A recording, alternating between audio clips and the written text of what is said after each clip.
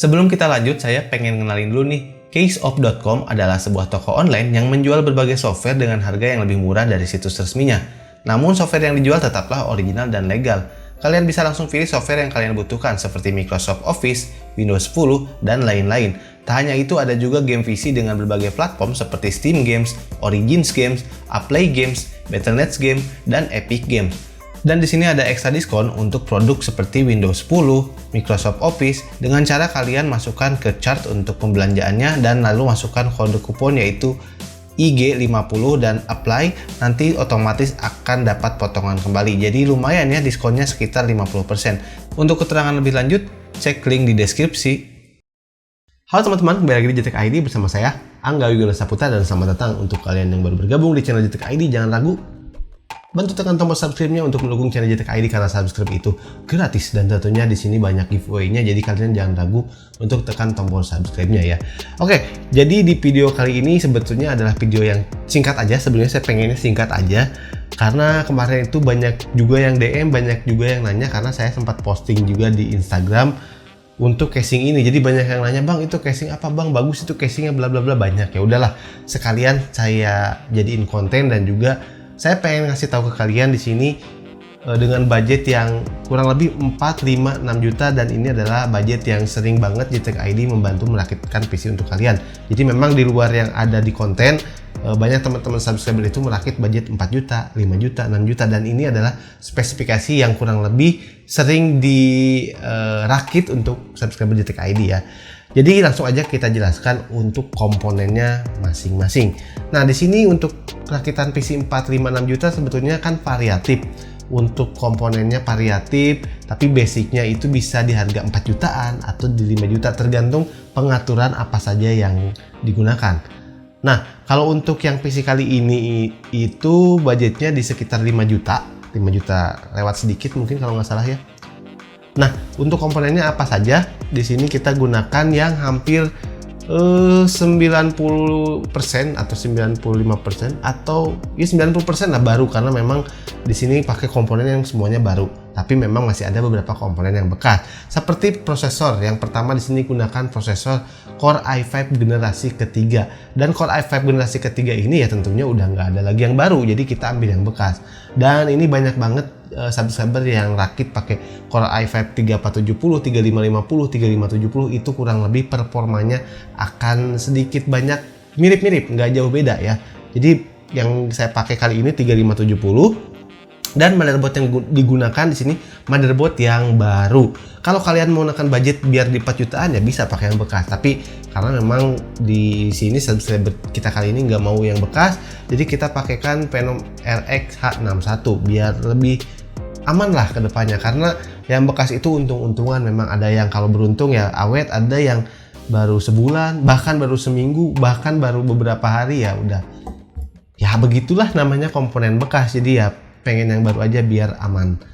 Lalu di sini kita gunakan juga CPU cooler yang memang CPU coolernya RGB, tapi RGB-nya memang statis atau enggak bergerak ya. Di sini kita gunakan dari Sagatec Apache Plus ya. Apache Plus ini memiliki TDP speknya itu 95 watt, jadi harusnya cukup oke lah. Dan untuk RAM-nya kita gunakan RAM 1 keping 8 GB saja. Sebetulnya bisa 2 kali 4 GB, tapi kita gunakan 1 kali 8 GB agar opsi upgrade-nya lebih mudah. Kalian hanya tinggal menambah 1 keping aja. Dan untuk RAM ini nggak mentok sama CPU coolernya, jadi udah cukup aman lah, cukup enak. Lalu untuk storage di sini kita gunakan 2 storage. Ini juga tergantung subscribernya mau gimana. Ada yang mau ngepres budget pakai harddisk aja ya, itu juga nggak apa-apa. Tapi di sini saya saranin sih biar bisa pakai SSD minimal 120 GB untuk OS-nya biar kerasa lebih kenceng lah. Walau PC-nya jadul gitu, bukan jadul sih ya, lawas sama jadul sama ya.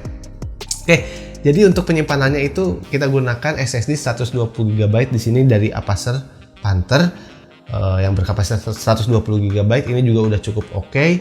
Dan juga untuk mendukung penyimpanan lainnya kita gunakan harddisk 500 GB saja. Dan ya ini udah cukup lah untuk penggunaan casual di budget 4, 5, 6 juta tuh ya. Kita nggak bisa terlalu berharap banyak untuk saat ini ya. Apalagi ini kondisinya hampir baru semua.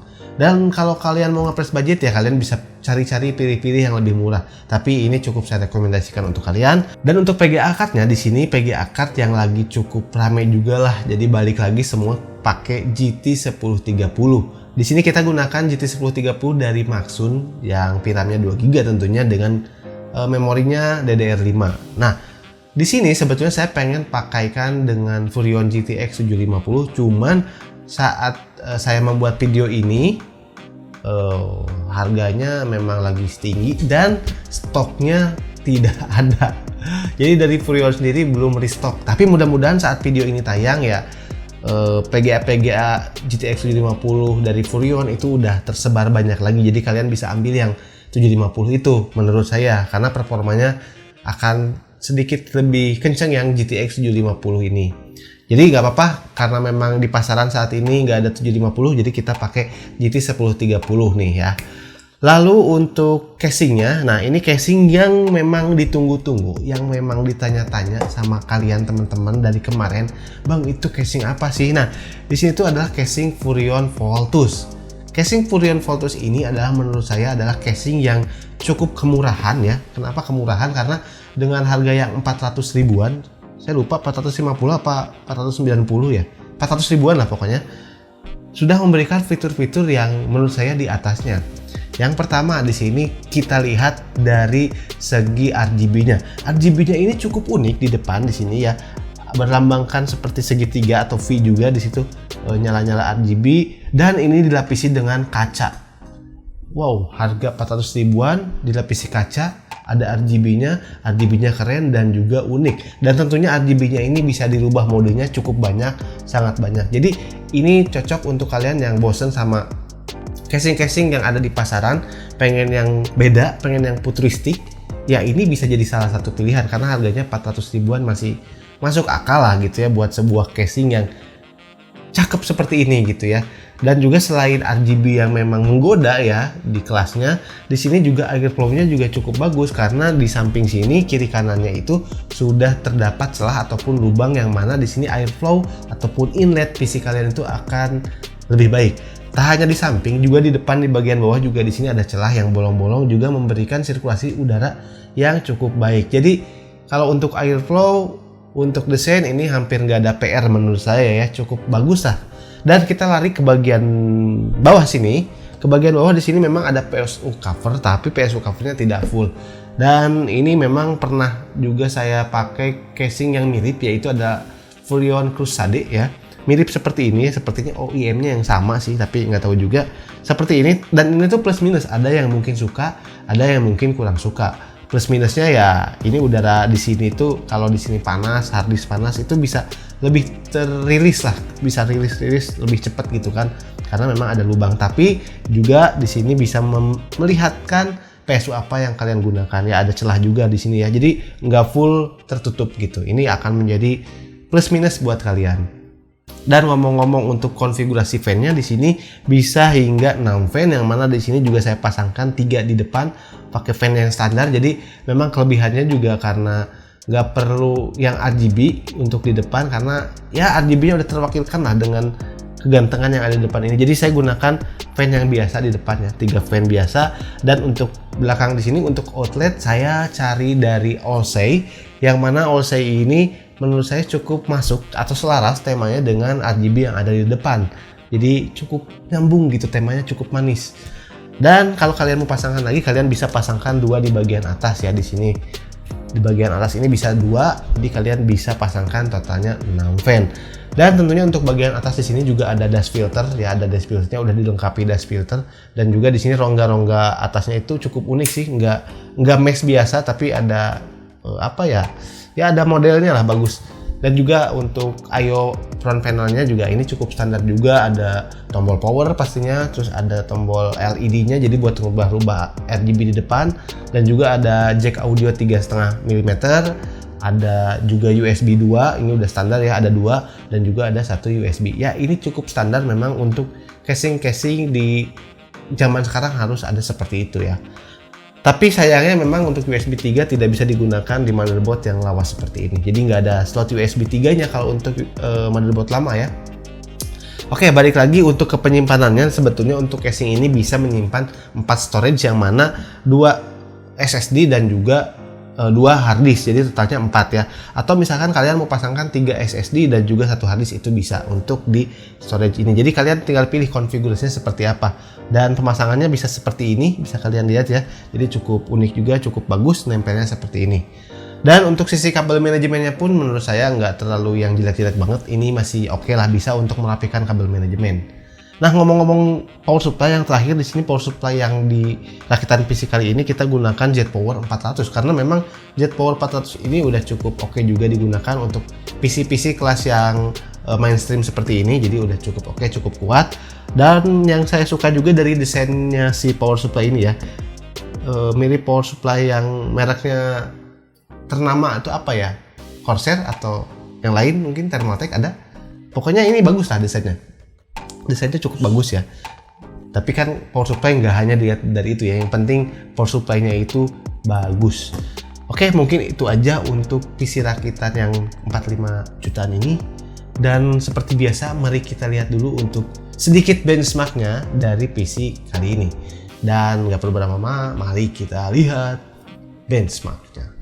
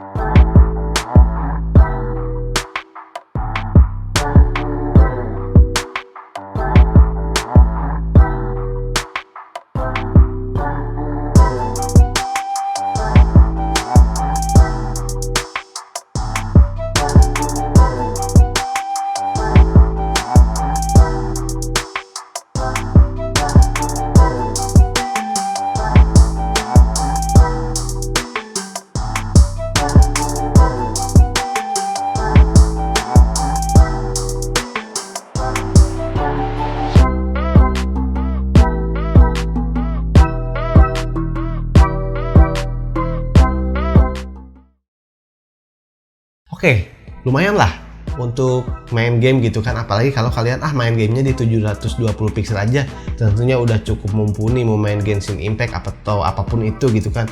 Di 1080p ya masih bisa juga, jadi ini masih bisa jadi obat lah buat saat ini, dan tentunya bisa di-upgrade kalau nanti mau upgrade PGA misalkan ke GTX 1050 Ti ya, prosesornya juga masih bisa lah, masih sanggup gitu. Jadi mungkin itu aja ya, jadi saya nggak terlalu banyak pengen ngasih tahu kalian, karena kemarin itu banyak yang pengen rakit seperti ini, banyak yang DM juga, dan ya ini PC rakitan yang paling banyak saya rakit tuh ini ya, speknya seperti ini, cuman ya banyak perbedaan, mungkin casingnya yang berbeda atau power supply-nya atau apapun itu, tapi secara keseluruhan kurang lebih basicnya seperti ini.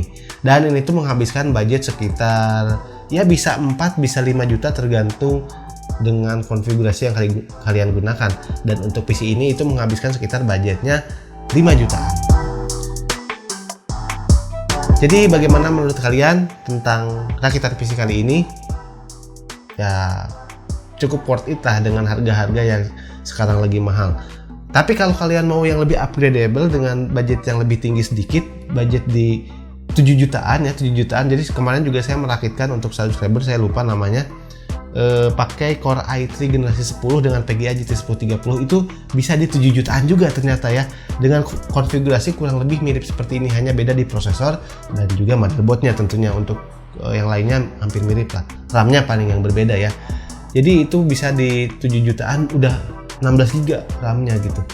Jadi memang tentunya untuk merakit PC itu akan banyak variasi atau variatifnya tergantung komponen apa yang digunakan. Tapi overall memang banyak yang suka casing ini, jadi kalau kalian yang memang suka, mungkin kalian bisa langsung kunjungi marketplace ya sebelum barangnya goib ya, karena ya banyak yang nyari juga karena bentuknya unik, harganya cukup terjangkau, ya udah enak lah, cukup bagus. Jadi ya, tapi semua kembali lagi ke pilihan kalian masing-masing ya. Oke, dan untuk kalian yang mungkin pengen dibantu rakit PC oleh JTech ID, jadi mungkin saya itu bukan toko ya. Ya kalau kedepannya saya punya toko ya amin lah ya. Tapi sementara di sini kalau kalian mau rakit, kalian bisa DM ke JTech ID, nanti kita akan bantu rakit. Kalau kalian mau rakit seperti ini juga bisa, atau mau custom juga bisa. Tapi yang realistis ya, jangan sampai bang budget 2 juta pakai Core i5 generasi ketiga misalkan, terus pakai PGA-nya GTX 750 Ti, ya itu nggak bisa. Bang budget 6 juta mau pakai Ryzen 5 3600 XT, yang nggak bisa. Jadi tolonglah yang mau rakit sedikit realistis sedikit gitu kan, kalian juga bisa cek harga-harganya di marketplace gitu. Jadi mungkin kalau ada yang nanya-nanya gitu, mungkin nggak saya gubris dulu kali ya, karena yang DM cukup banyak, ada ratusan juga. Kasihan teman-teman yang bener-bener niat pengen dibantu rakit, malah nggak kebaca chatnya karena saya ngebalesin chat-chat yang kadang ya begitulah gitu ya. Oke, itu saja video dari JTech ID kali ini. Terima kasih telah menonton video ini, mudah-mudahan video ini bisa jadi manfaat untuk kalian. Terima kasih, bersama saya Angga Wilam Saputra, sampai ketemu di video selanjutnya. Salam JTech ID, see you.